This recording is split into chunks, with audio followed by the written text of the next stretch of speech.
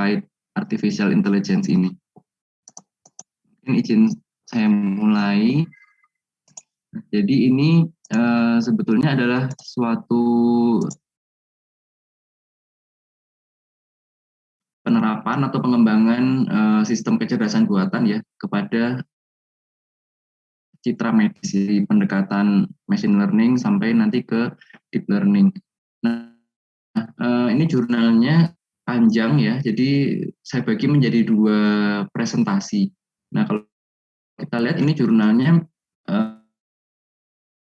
memasukkan banyak sekali pendapat atau keilmuan ya dari berbagai bidang. Jadi ada, kalau kita lihat di sini autornya itu ada yang dari fisika, kemudian bioimaging ya, yang dari komersial ya, ada yang sudah mengembangkan produknya juga, ada yang dari statistik dan bioinformatika juga ya. Jadi mereka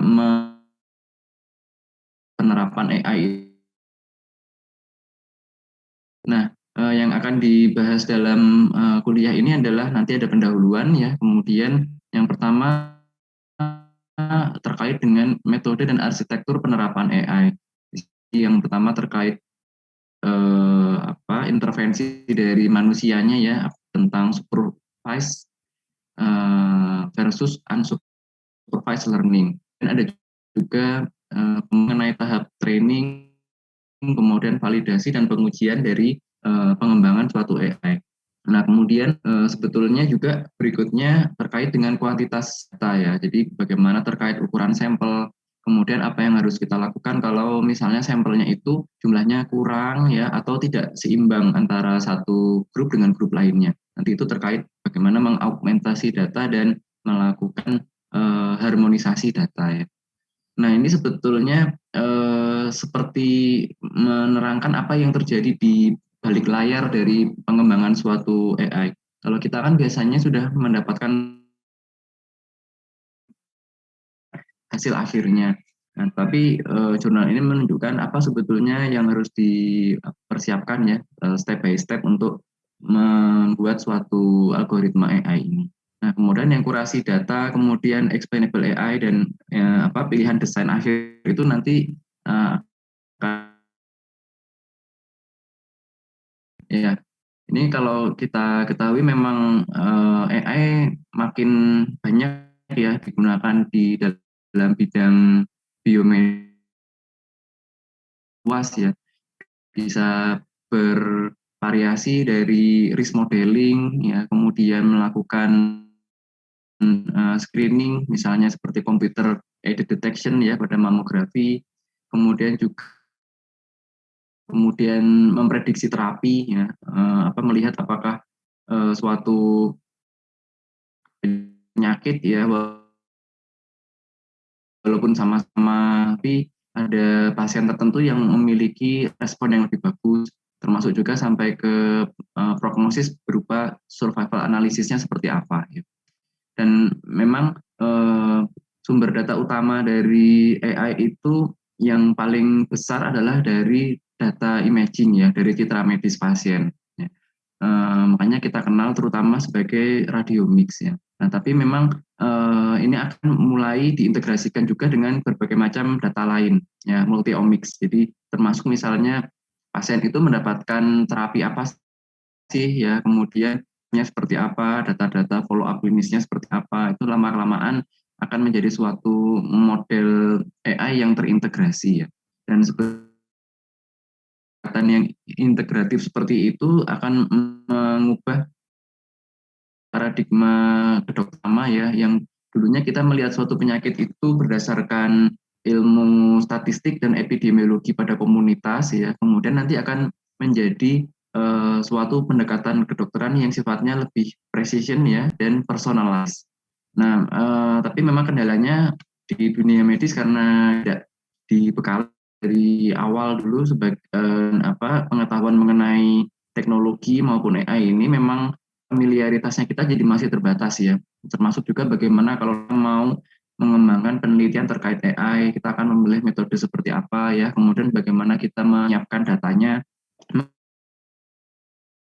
disebut kurasi data. Jadi bagaimana kita membuat data itu menjadi berkualitas ya untuk AI-nya itu.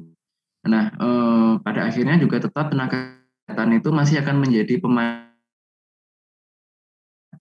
AI itu juga tetap hanya akan menjadi suatu tools saja ya untuk membantu pekerjaan kita ya, tetapi memang tenaga medis yang memahami kemudian menggunakan teknologi seperti ini akan lebih unggul ya nanti pekerjaannya ya. Nah, sebagai ilustrasi ya seperti gambar di kanan ini ya, kalau saat ini kita melihat jadi misalnya ya pasien dengan kanker kolon ini diberikan terapi ya, terapinya itu mungkin ini ya sama semua gitu, terapinya sama, kemoterapinya sama. Nah, dari situ baru nanti kita akan melihat mana kelompok pasien yang ternyata efeknya itu bagus, ya mengalami perbaikan. Dia itu penyakitnya stabil saja. Kemudian mana pasien yang justru mengalami perburukan ya kondisinya. Nah, itu kita tidak bisa memprediksi di awal ya. Jadi kita tahunya baru setelah pasiennya diberikan terapi.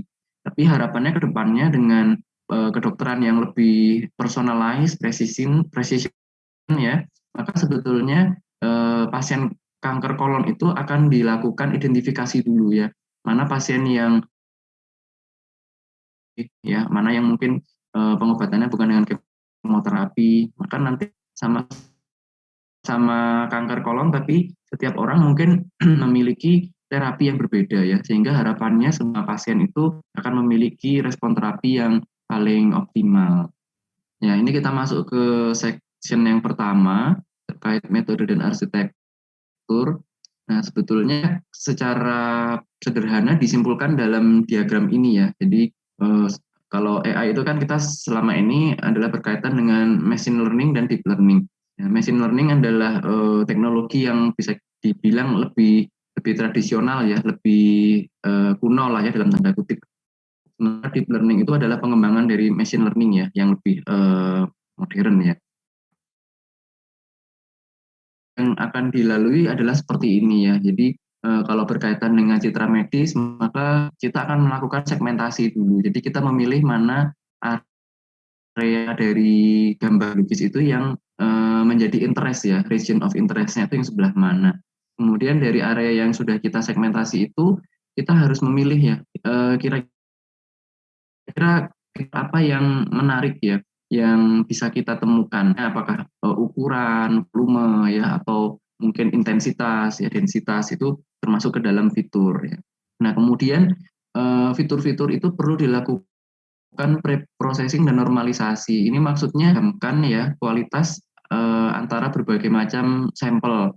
Mungkin kita mendapatkan sampel dari alat yang lain ya, tipe alat yang lain atau vendor yang berbeda itu terkadang warna putihnya itu mungkin berbeda ya. Jadi perlu kita normalisasi dulu ya.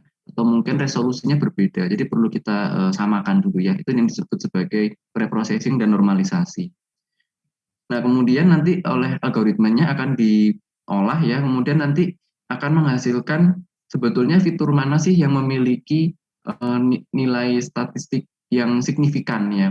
Karena tidak mungkin semua yang tadi kita duga bermanfaat tadi ya fiturnya itu ternyata berkorelasi dengan signifikan ya. Jadi pada akhirnya kita harus memilih beberapa yang memang memiliki signifikansi. Nah, baru kemudian di situ akan dimasukkan menjadi suatu model prediktif ya dalam bentuk suatu rumus dan nanti digunakan untuk akhirnya membuat prediksi pada sampel-sampel baru ya yang belum pernah di. Jadi tahapannya memang banyak dan relatif manual ya dikerjakannya ya. Nah, di apa namanya masih agak cukup semi manual gitu ya dari deep learning-nya sendiri ya secara otomatis.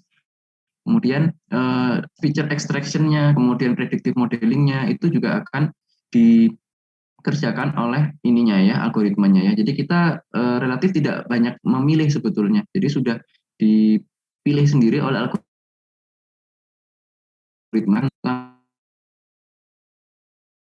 yang punya statistically signifikan ya korelasinya, kemudian nanti langsung menjadi prediction ya.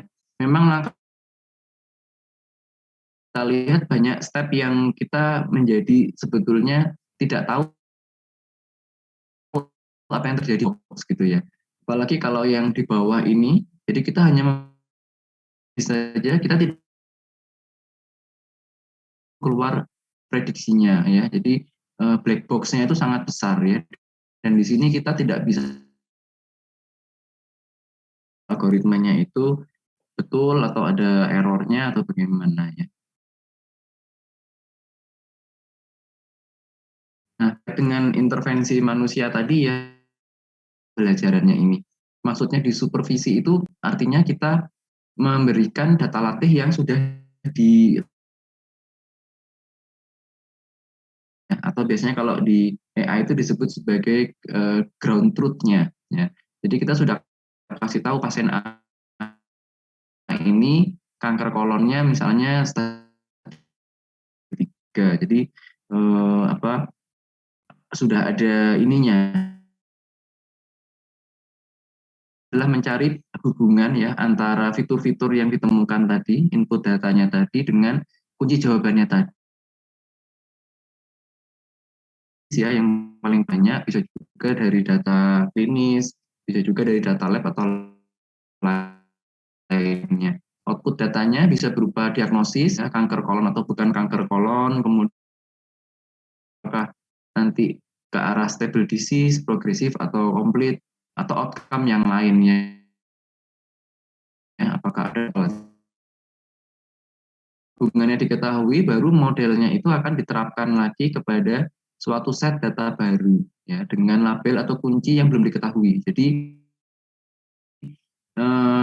setelah dia belajar dari data latih tadi, ya kemudian hasil pembelajarannya baru kita terapkan atau data testingnya itu ya. Dan data testing itu kunci jawabannya belum kita ketahui ya, karena memang tujuannya kita ingin yang cukup baik.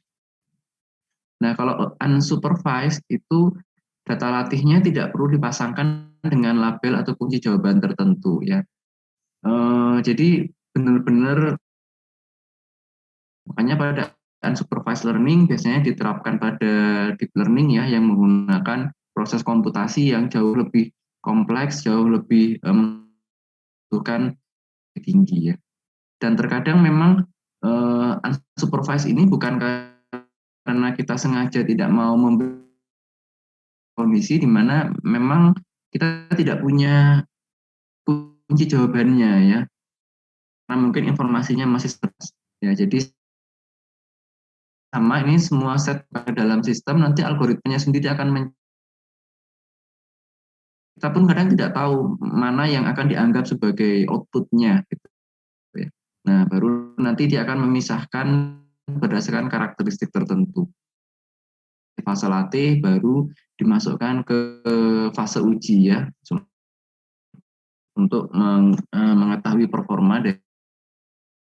Nah, ini adalah tahapan yang selalu dilewati dalam mengembangkan suatu artificial intelligence.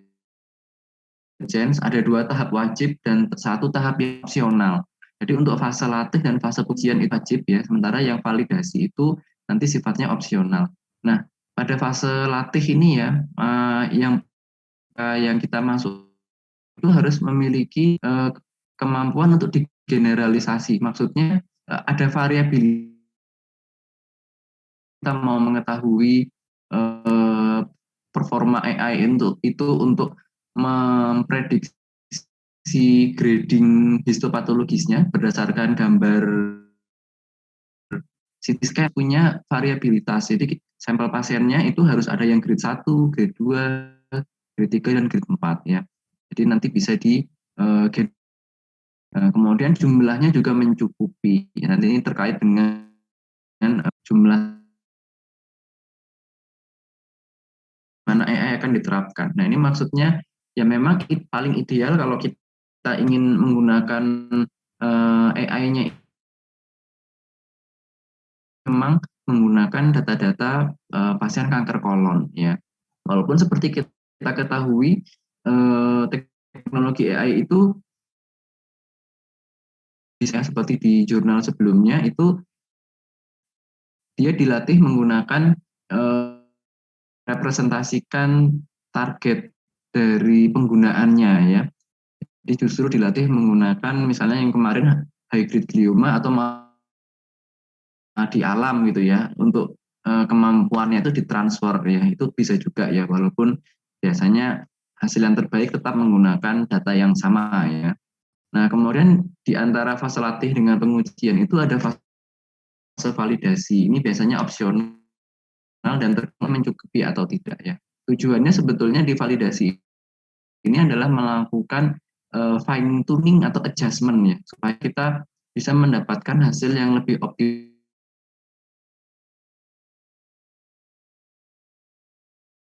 Kalau itu ingin memprediksi antara grading, kemudian respon terapi, kemudian survival ya. Nah, kita misalnya kalau kita punya, maka kita bisa melakukan fase validasi ya untuk membentuk model formulanya itu supaya lebih tinggi performanya dalam memprediksi grading dan pembobotan untuk parameter atau fitur tertentunya. Nah, kemudian fase terakhir adalah pengujian ya. Ini adalah suatu modeling ya, sampel yang sama ya. Nah, makanya kalau sampelnya terbatas biasanya kita tidak melakukan fase validasi ya. Nah, nanti ini akan menghasilkan dalam bentuk area under curve, akurasinya semakin baik. Nah, kemudian kita masuk ke contoh atau ini ya, classic machine learning model itu seperti apa ya. Jadi tadi ya, sebenarnya menjelaskan stepnya yang tadi, secara manual atau semi otomatis. Jadi manusia masih harus melakukan pemilihan region atau volume of interest-nya di mana nih ya. Misalnya kalau ini kan gambar serabut saraf. Nah, ini kita masih butuh AI-nya itu untuk menentukan area ini untuk diamati lebih detail. Inginkan ya, apakah panjangnya, luasnya, atau tadi ya densitas dan lain sebagainya. Nanti jaringannya itu ya, baik patologis maupun jaringan normal, ya tujuan kita kan invasif dan in vivo ya. Tradisional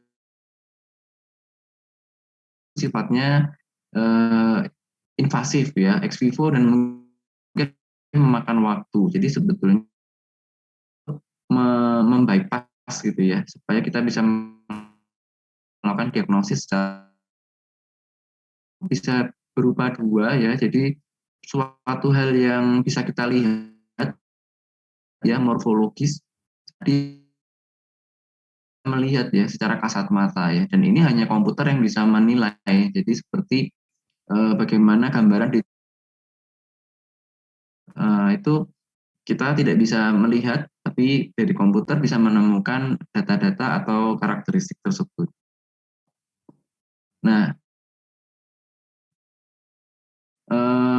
kendalanya memang yang pertama ya, fiturnya itu akan sangat bervariasi. Tadi akan bergantung pada parameter pengambilan gambar. Yang ini juga akan bergantung pada perbedaan merek alat, tipe alat ya. Misalnya kalau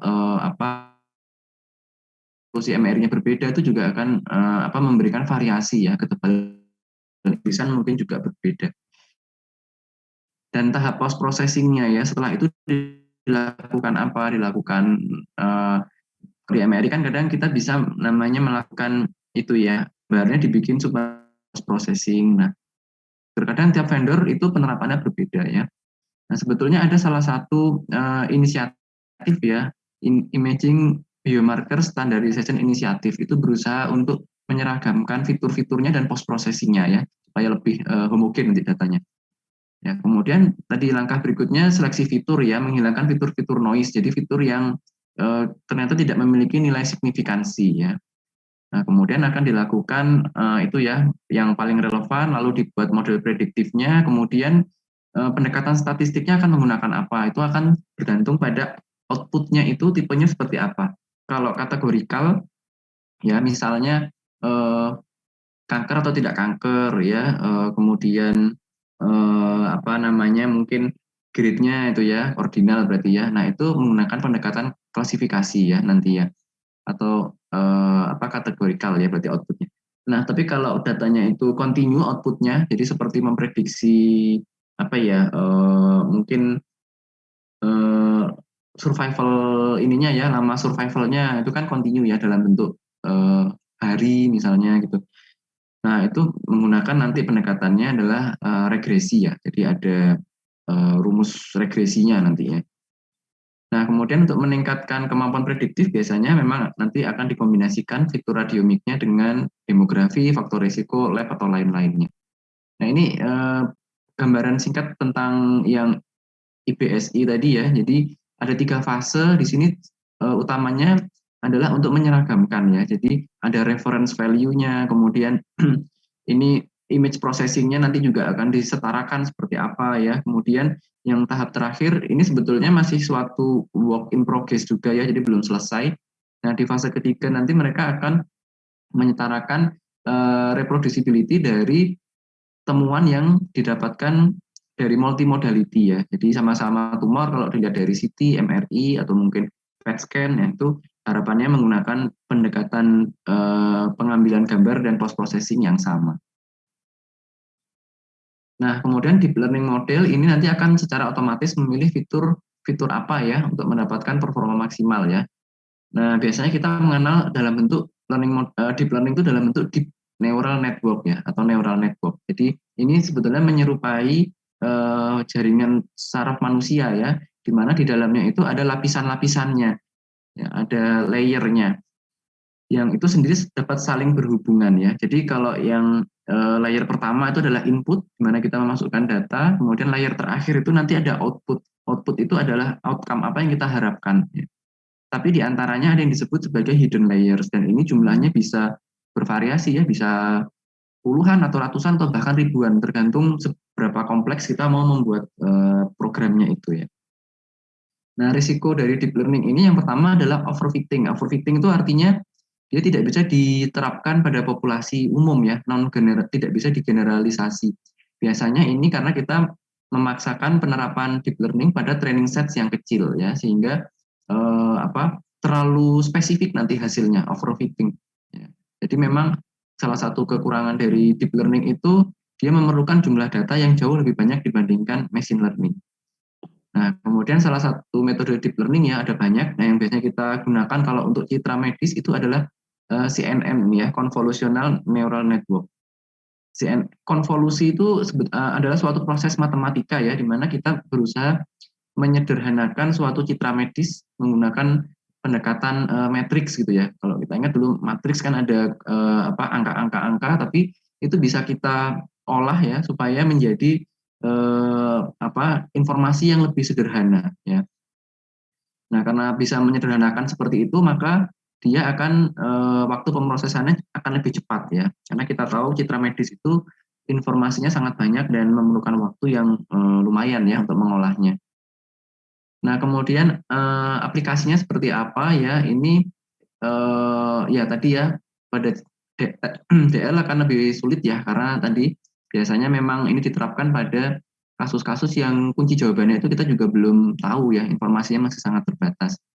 Nah, nanti untuk mengatasi keterbatasan data kita bisa menggunakan yang namanya augmentasi ya, kita bahas nanti setelah ini, atau teknik transfer learning. Jadi menggunakan sampel yang berbeda ya, yang jumlahnya mungkin banyak berbeda, kemudian kemampuan prediksinya baru kita transfer ke kasus kita ya. Atau bisa juga sebetulnya mengkombinasi dengan semi supervised ya. Jadi ada beberapa tahapan yang masih menggunakan intervensi dari manusia ya, untuk untuk meningkatkan performanya juga ya. Kemudian ya tantangan lainnya adalah integrasi fitur dari modalitas lain ya. Ya ini sebenarnya tujuan umum dari AI tadi untuk mencapai personalized dan precision medicine. Nah, kemudian kita berbicara kuantitas data dalam penerapan AI. Yang pertama terkait ukuran sampel ya. Nah, AI itu sendiri kan sering digunakan untuk membedakan misalnya karakteristik lesi ya, apakah lesi ini mengarah ke suatu benign atau lesi malignan. Ya. Nah, oleh karena itu memang sebetulnya diharapkan dalam satu sampel uji itu ada perbedaan yang signifikan ya pada distribusi fitur malignannya dibandingkan dengan fitur benign. Nah, maksudnya secara hipotesis itu kita mengharapkan misalnya kalau dari gambaran MRI tumor otak itu tumor yang malignan itu kita harapkan memang betul-betul tepinya itu irreguler gitu ya dibandingkan dengan lesi yang benign dan itu secara statistik signifikan perbedaannya ya. Nah, yang diharapkan memang seperti itu pada sampelnya ya. Dan signifikansinya kan biasanya kita pakai kurang dari 0,05 ya. Nah, tapi karena AI itu menggunakan dataset yang ribuan ya, maka perbedaan tadi yang apa yang walaupun hanya 0,05 itu bisa saja muncul dalam jumlah yang signifikan. Misalnya kalau datanya 1000 berarti 5% itu kan sudah 50 data sendiri ya. Jadi pada 50 data itu AI-nya akan kesulitan untuk membedakan apakah ini fiturnya benign atau malignan ya. Nah, mengatasi apa gangguan terhadap performa prediksinya itu ya bisa dengan membuat p-value-nya makin rendah lagi, jadi power penelitiannya akan lebih tinggi ya. Kalau ini kan berarti powernya 95 ya. Kalau AI itu bisa mentargetkan p-value kurang dari 0,01 ya, karena datanya memang banyak. Ya. Atau justru menurunkan ukuran sampel. Tapi dengan menurunkan ukuran sampel, maka tadi potensi bias dan generalisasinya menjadi lebih jelek ya. Nah, biasanya kita menggunakan rumus yang paling tradisional kalau untuk menentukan ukuran AI itu adalah apa? Yang sering kita gunakan ya kalau membuat tesis itu kan jumlah sampel itu nanti berkaitan dengan apa derajat errornya itu ya, kemudian dengan power penelitiannya seperti apa dan ada konstantanya. Nanti akan ketemu angkanya berapa ya. Tapi tadi dengan mempertimbangkan apa hal-hal yang bisa ditemukan atau menjadi pengganggu pada penelitian AI, maka kadang ini menjadi kurang relevan ya. Dan sayangnya memang sampai sekarang itu belum ada kesepakatan rumus apa yang paling ideal digunakan untuk menentukan besar sampel yang paling minimal gitu untuk pendekatan studi AI ini. Ya, ada yang mengatakan paling sederhana itu menggunakan 10 data pasien ya untuk setiap fitur citra medis yang digunakan. Jadi kalau dari tumor otak itu kita menemukan 10 fitur yang kita anggap penting ya, seperti tadi ya misalnya ukuran, satu volume, dua, kemudian tadi intensity, tiga misalnya ya. Ada 10 fitur, maka 10 kali 10 ya untuk mendapatkan sampel paling minimalnya ya. Tapi itu juga harus kita evaluasi juga ya apakah hasilnya nanti bisa digeneralisasi atau tidak ya. Ada juga yang menggunakan pendekatan yang lebih canggih ya. Ini matematis sekali, mungkin saya tidak sampaikan. Ada yang menggunakan model base dan ada yang curve fitting ya. Jadi ini adalah pengukuran besar sampel yang sifatnya dinamis. Jadi seiring dengan apa jalannya penelitian dia akan terus mengevaluasi apakah besar sampelnya sudah mencukupi atau belum ya. Kalau belum nanti dia akan tambahkan terus sampelnya. Nah, ini yang menarik ya, data augmentasi ini adalah salah satu solusi ya bagaimana kalau jumlah sampel kita itu terbatas ya. Nah, dari namanya augmentasi itu artinya menambahkan ya, memperbesar itu dari datanya. Ini bisa dilakukan menggunakan dua pendekatan ya, data warping dan data oversampling. Nah, data warping itu mentransformasikan citra asli dengan tetap menjaga sifat label aslinya. Ya, contohnya seperti gambar di samping ini. Misalnya kita hanya punya gambar pesawat gitu ya, seperti ini. Ini gambar mainan pesawat lah ya di tengah seperti ini. Nah, hanya satu data kan sangat kurang. Nah, kita bisa melakukan data warping tadi, geometrinya misalnya kita ubah atau posisinya kita ubah ya. Ini sudah menjadi sampel baru yang awalnya gambar di tengah, sekarang pesawatnya jadi agak ke atas seperti ini. Ya, kemudian ada misalnya di cropping seperti ini atau dipindahkan posisinya ke bawah seperti ini atau ada yang dihilangkan datanya seperti ini atau dilakukan transformasi dikasih filter mungkin ya jadi seperti mosaik seperti ini. Nah, ini sudah menjadi 4 data baru ya dari 5 data ya.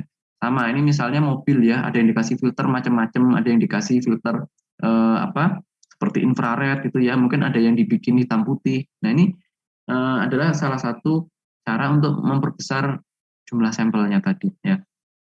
Tapi tetap menjaga sifat aslinya ya. Jadi memang di situ memang masih ada gambar mobilnya ya, tidak dihilangkan secara total. Nah, ada juga oversampling ya. Oversampling ini agak susah menjelaskannya, tapi dia betul-betul membuat data baru ya. Dan ini hanya untuk fitur citra tertentu ya. Jadi ini analoginya gimana ya? Jadi misalnya kalau tadi misalnya ada gambarnya cuma satu ya pesawat, mungkin kita hanya kita kita menganggap bahwa fitur yang penting dari pesawat ini adalah mungkin sayapnya gitu ya. Maka kita membuat data baru tapi khusus di sayapnya ini aja. Kita tidak perlu mengambil semua gambaran pesawatnya lagi seperti ini ya. Mungkin analogi sederhananya seperti itu. Ya, kemudian ini ada solusi lain ya, adversarial training itu menggunakan dua model yang berbeda ya. Jadi dengan sampel data yang sama tapi pendekatannya berbeda. Mungkin yang satunya tadi menggunakan CNN, yang satunya menggunakan pendekatan lain. Nah, itu bisa dikombinasi menjadi berarti sampelnya menjadi double, bisa seperti itu ya. Kemudian hati-hati yang harus diperhatikan adalah tadi overfitting ya pada data barunya, karena mungkin data barunya terlalu homogen, sekali lagi tidak bisa digeneralisasi. Jadi biasanya ketika melakukan augmentasi itu akan dilakukan monitoring pada setiap tahapannya ya. Jadi setelah ditambah satu data, dilakukan lagi analisa statistiknya apakah datanya menjadi terlalu homogen atau tidak ya. Kemudian kalau masih memungkinkan dia dilanjutkan terus ya sampai mendapatkan set data yang paling minimal. Nah, kemudian yang terakhir ini data imbalance, ini slide terakhir. Nah, ini adalah solusi untuk suatu data yang pembagiannya tidak seimbang ya. Misalnya seperti ini ya, kalau pasien meningioma itu kan sangat dominan sekali grade-nya adalah grade yang rendah ya. Sangat jarang kita menemukan meningioma malignan grade 3 yang sudah invasi ke otak gitu ya, yang grade-nya paling tinggi. Nah, akhirnya ketika kita mengumpulkan data, maka akan terjadi ketidakseimbangan data karena pasti data yang grade 1, grade 2 akan jauh lebih banyak dibandingkan yang grade 3 ya.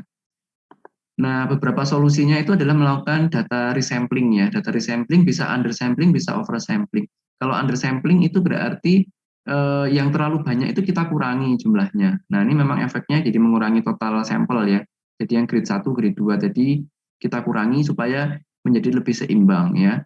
Atau oversampling. Nah, oversampling ini sama dengan tadi ya, akhirnya menciptakan data baru untuk fitur tertentu yang tadi kelasnya kurang tadi. Ya, kembali lagi ke sebelumnya berarti data augmentasi, tapi khusus untuk yang meningioma malignan grade 3 ya. Nah, ini hanya beberapa contoh-contoh aja ya. Ada istilah-istilah seperti ini sebetulnya adalah pendekatan untuk tadi oversampling tadi ya, membuat data baru tadi. Ada juga yang namanya ensemble learning. Ensemble itu kan menyatukan beberapa beberapa hal ya. Misalnya kalau kayak musik itu ensemble itu kan kayak orkestra itu ya, menyatukan beberapa alat musik. Nah, pendekatan pembelajaran AI juga bisa menggunakan ini ya, menyatukan beberapa pendekatan ya. Dan tadi seperti seperti apa tadi itu yang sebelumnya yang menyatukan dua pendekatan, maka datanya itu juga akan dihitung menjadi dua kali lipatnya ya. Nah, ini contoh penerapan kalau ini aja ya. Ini apa tadi ya, ensemble tadi ya. Jadi ini digunakan untuk membuat suatu support ini ya, decision ya, membantu decisionnya. Jadi kalau mau bermain ya nanti bermain atau tidak bermain nanti akan sangat bergantung kepada misalnya cuacanya ya. Nah, ini kan kita sudah mempunyai model seperti ini. Ini biasanya namanya SVM ya ini ya, support vector machine ya, untuk membantu menentukan keputusan. Tapi terkadang ada variabel yang kita punya bobot lebih tinggi ya. Ternyata di sini bagaimana kalau ternyata ada teman yang mengajak ya. Jadi akhirnya ketika ada teman yang mengajak, kita sudah tidak memikirkan lagi cuacanya seperti apa. Pokoknya langsung bermain. Nah, data teman mengajak itu kan tidak ada di dalam model ini, tapi adanya mungkin di model yang lain. Nah, ketika itu digabungkan, itu namanya adalah ensemble learning ya. Mungkin analogi sederhananya seperti itu. Ya, baik, mungkin untuk yang sesi pertama kita cukupkan dulu ya. Nanti yang sesi kedua lebih menarik lagi terkait dengan kurasi data dan algoritma pemilihan ininya ya, AI-nya seperti apa. Mungkin demikian, saya cukupkan dulu. Saya kembalikan ke Chief-nya, Dr. David. Terima kasih. Assalamualaikum warahmatullahi wabarakatuh. Waalaikumsalam. Waalaikumsalam warahmatullahi wabarakatuh. Terima kasih banyak Dr. Nur Huda. Baik, Dari kita Dr. Lina lanjut. dulu ya. Ada komentar. Iya. Monggo Dr. Lina. Ya, mungkin enggak, cuman sedikit saja ya, karena kan ini masih bersambung ya, Dr. Huda ya. Iya, Dok. Ya, oke. Berarti sepertinya kalau kita lihat untuk AI ini tadi permasalahan sampling itu juga cukup krusial ya. Iya, Dok, betul. Iya. Tadi yang disampaikan Dr. Huda meskipun 0,05 P-nya ya tingkat kepercayaannya, tapi kan 5%-nya dari misalnya ribuan itu kan juga berarti cukup banyak ya kalau seperti itu. Jadi memang ini yang harus diperhatikan. Jadi jangan sampai kita AI tapi datanya juga cuma sedikit dan dengan tingkat kepercayaannya yang terlalu terlalu kasar ya kalau 0,05 ya mungkin ya. Karena kan memang AI juga nggak mungkin kan cuma pakai 30 sampel itu kan juga nggak jadi. Iya. Jadi mungkin itu juga yang harus jadi concern kita besok kalau misalnya kita kebetulan ditawarkan atau mungkin justru mencoba untuk merancang atau pembuatan suatu AI itu kaidah-kaidah seperti ini juga harus menjadi harus menjadi pusat perhatian kita juga bahwa tidak hanya sekedar mengumpulkan sampel tetapi juga harus sadar tentang permasalahan statistik yang nanti akan dihadapi. Dan tapinya semakin lama makin menarik ini tentang AI karena memang tidak mungkin bisa kita lepaskan ya dari nanti saat kita menjadi radiolog, apalagi sekarang dengan digital radiografi itu kan perkembangan AI luar biasa. Saat foto masih analog, masih celup-celup itu kan tidak ada AI ya. Karena iya, karena kan juga sulit untuk bisa melakukan analisis data hanya berdasarkan foto basahan ya. Mungkin ini Dr. Huda kira-kira mau dilanjutkan hari apa? Minggu depan, Dok. Nanti mungkin saya tanya Mas David ada waktu apa, mungkin ya Selasa atau Rabu nanti juga melihat Dr. Lina salawanya di hari apa, Dok. Insya Allah nanti kita diskusikan lagi ya untuk waktunya. Tapi moga-moga nggak terlalu lama, nanti nggak keburu lupa. Ini ada recordingnya kan Mas David ya? Iya, Dok. Tadi. Oh ya, sudah. Ya, nanti kalau bisa materi-materi itu dipotong di saat presentasinya kita gabung. Jadi saat kita punya waktu kita bisa mendengarkan lagi ya. Kadang-kadang kan kalau ini buru-buru untuk menelaahnya itu juga kadang-kadang agak sulit. Jadi topiknya juga berat ya, Dok. Jadi memang harus membaca berkali-kali. Betul ya. AI itu saya juga udah cukup lama tapi juga kadang masih blank-blankan karena memang banyak masalah teknik, masalah macam-macam yang mungkin bukan kita mungkin tidak terlalu paham ya kondisi-kondisi seperti itu. Ya, terima kasih Dr. Huda. Ya, terima kasih Dr. Lina untuk bimbingannya. Saya kembalikan ke Dr. David. Terima kasih Dr. Lina. Mas David. Dokter. Kalau di teknik yang menguasai machine learning, deep learning atau AI ini siapa Mas Huda? Di teknik sebetulnya ini ya Dok, kalau semua bidang ilmu itu mengembangkan juga ya Dok. Kalau di Fakultas Teknik itu yang Departemen Teknik Elektro dan Teknologi Informasi Dok, DTE TI itu. Tapi sebetulnya di MIPA juga mengembangkan, di Fisika juga mengembangkan. Jadi kalau melihat trennya itu terutama di luar ya Dok, itu biasanya penelitian atau pengembangan AI itu memang multidisiplin banget Dok. Jadi ada orang statistiknya, ada orang biomedikalnya, ada radiolognya juga gitu Dok.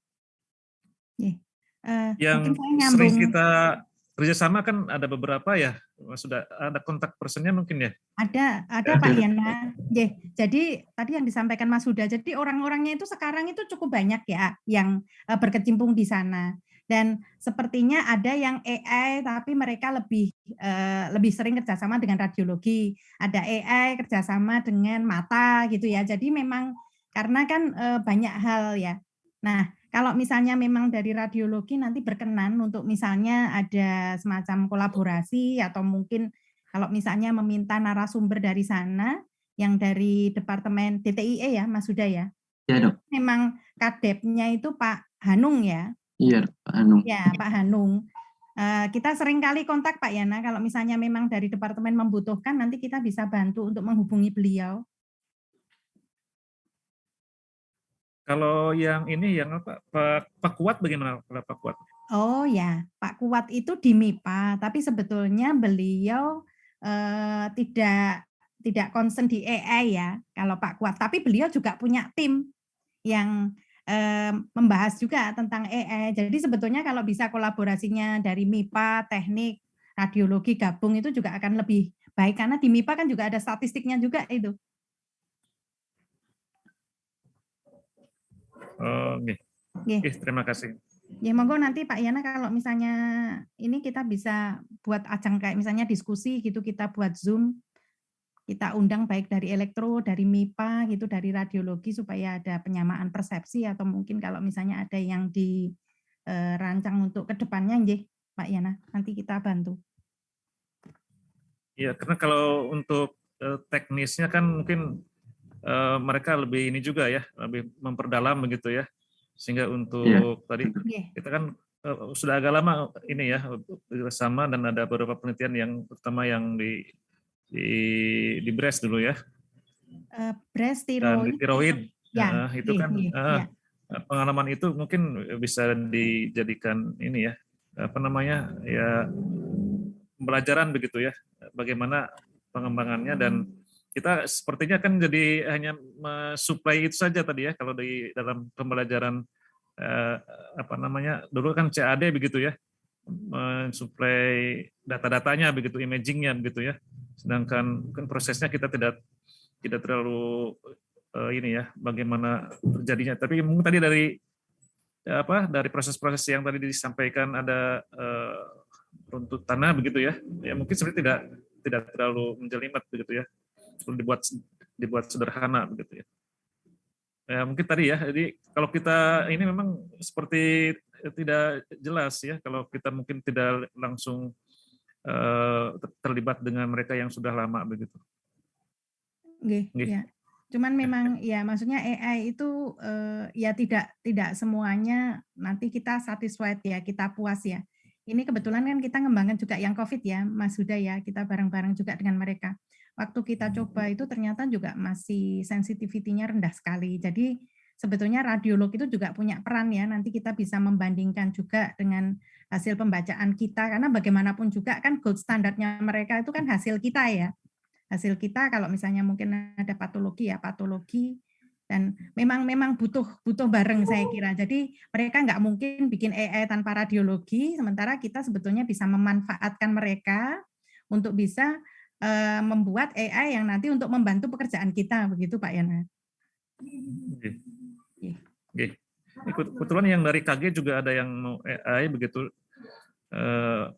KG begitu ya, mungkin sebagai ini saja untuk S3-nya begitu, ada yang mau seperti itu, mungkin juga ya belajar bersamalah begitu ya. Ini Mas Huda kan juga ada AI-nya, ini kebetulan si Ayu ini juga rencananya mungkin S3-nya juga mengarah ke AI juga. Oh, Ayu ini, Ayu kita ya. Oh ya. Dan dari teknik juga ada beberapa yang sekarang sedang S3-nya juga tentang AI, jadi juga kerjasama dengan kita. Terima kasih.